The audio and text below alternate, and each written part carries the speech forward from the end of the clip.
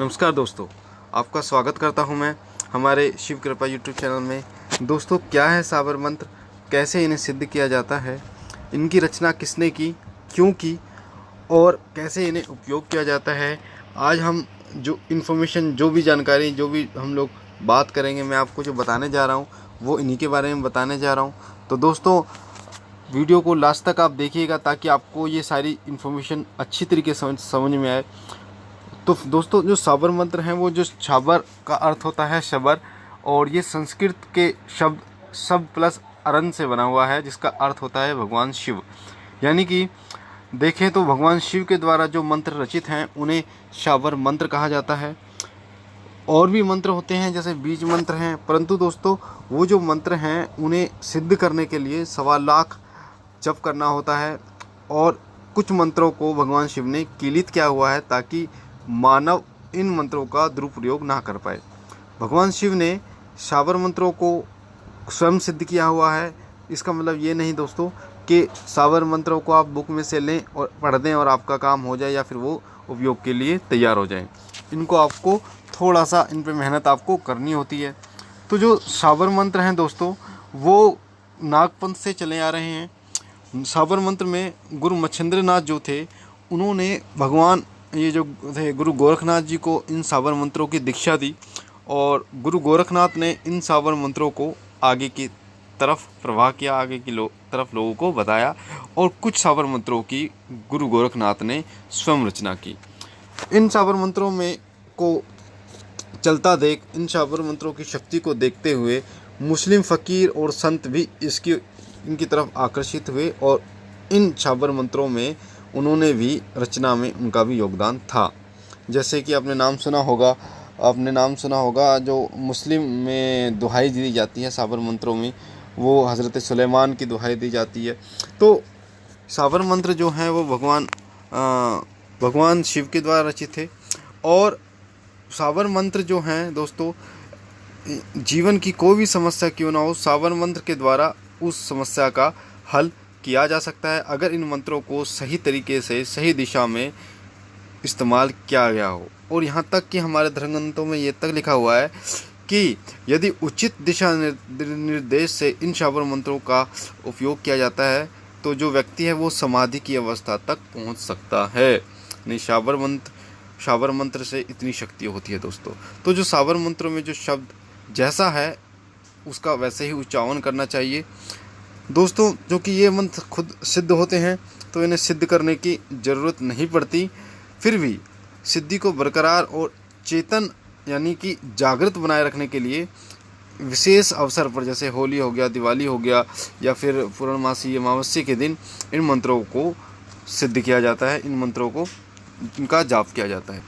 यहाँ तक दोस्तों कि साबर मंत्रों की प्रामाणिकता व रचना के संदर्भ में संत शिरोमणि जो गोस्वामी तुलसीदास जी हैं, उन्होंने एक छोटी सी पंक्ति लिखी है जो भगवान शिव और माता पार्वती को समर्पित है कि कली विलोकी जग हित हर गिरजा, साबर मंत्र जाल जिन सिरजा, अनमित आखर अर्थ न जापू, प्रकट प्रभाव महेश प्रतापू।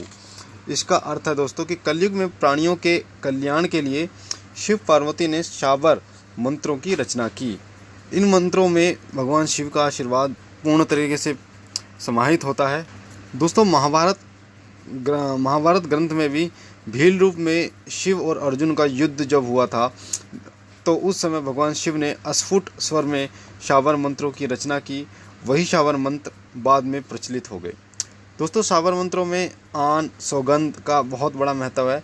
आन और सौगंध के कारण ये मंत्र बहुत जल्दी जो हैं शीघ्र काम कार्य करते हैं, और इनमें सौगंध जो खाना होता है वो बहुत ज़्यादा प्रचलित है। साबर मंत्र जनजातियों के जीवन में रसे बसे हुए हैं। इनमें से जो अधिकतर जो मंत्र होते हैं दोस्तों वो हिंदी में होते हैं, जिनमें गुरु गोरखनाथ, हज़रत सुलेमान, हनुमंत वीर आदि की जो है वो आन दी जाती है। अनेक मंत्र ऐसे भी हैं जिन्हें में गुरु की आन से ही कार्य वो कर देते हैं।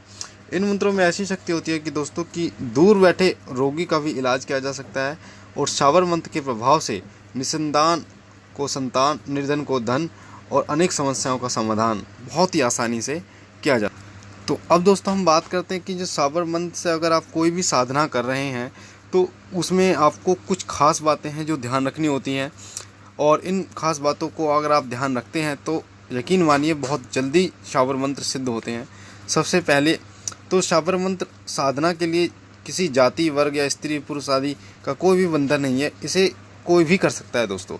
दूसरे जो है वो है कि साधना से पहले मंत्र के प्रति अगर आपकी पूर्ण रिश्ता है, भाव है, आत्मविश्वास है, गुरु का आशीर्वाद है आपके पास, तो यह साधना बहुत जल्दी शीघ्र होती है। बहुत जल्दी साधना आपकी वो होती है, शीघ्र फलदायी होती है। और साबर मंत्रों में अगर आपके पास गुरु नहीं है तो भी आप कोई भी साधना कर सकते हो। नेक्स्ट जो पॉइंट है दोस्तों जो आपको ध्यान रखना है कि जो मंत्र साधना के लिए साफ सुथरा स्थान, एकांत स्थान हो, और मूल बात जो है वो है एकाग्रता, कि एकाग्रता अगर इन मंत्रों में है तो बहुत जल्दी ये मंत्र सिद्ध हो जाते हैं। मंत्र जैसा हो दोस्तों वैसा ही जाप करें, अपनी तरफ से कोई भी त्रुटि, कोई भी सुधार करने की गलती बिल्कुल भी ना करें दोस्तों।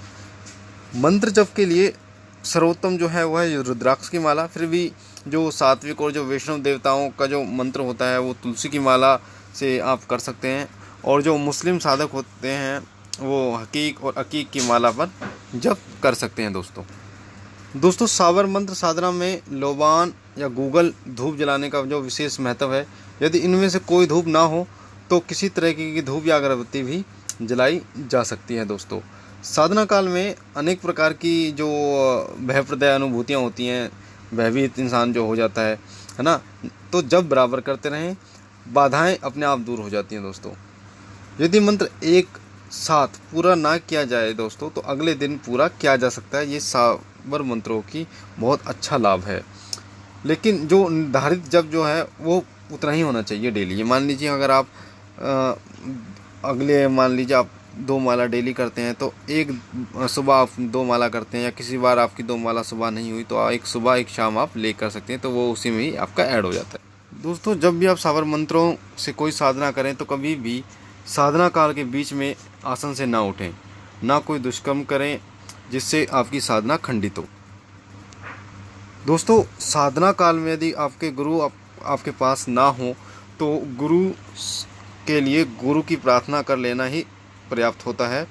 मंत्रों में मेरी भक्ति, गुरु की शक्ति दिया रहता है, इसी से गुरु की महिमा जो है वो बखान हो जाता है। तो दोस्तों ये थी कुछ जानकारी जो साबर मंत्रों के बारे में मैंने आपको बताई दोस्तों। और सारी जानकारी और साबर मंत्रों की जानकारी जो है, या फिर साबर मंत्रों से और साधनाएं जो हैं वो आपको इस चैनल पर मिलेंगी, चाहे वो शिव साधना हो, चाहे वो बालाजी की साधना हो, चाहे वो महाकाली साधना हो।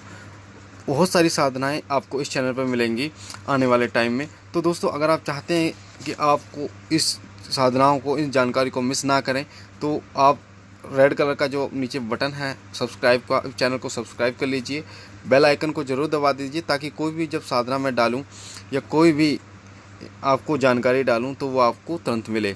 और दोस्तों आज के लिए मुझे विदा दीजिए, बाकी मिलते हैं हम अपनी नेक्स्ट वीडियो में। ओम नमः शिवाय, जय हो, बाय बाय।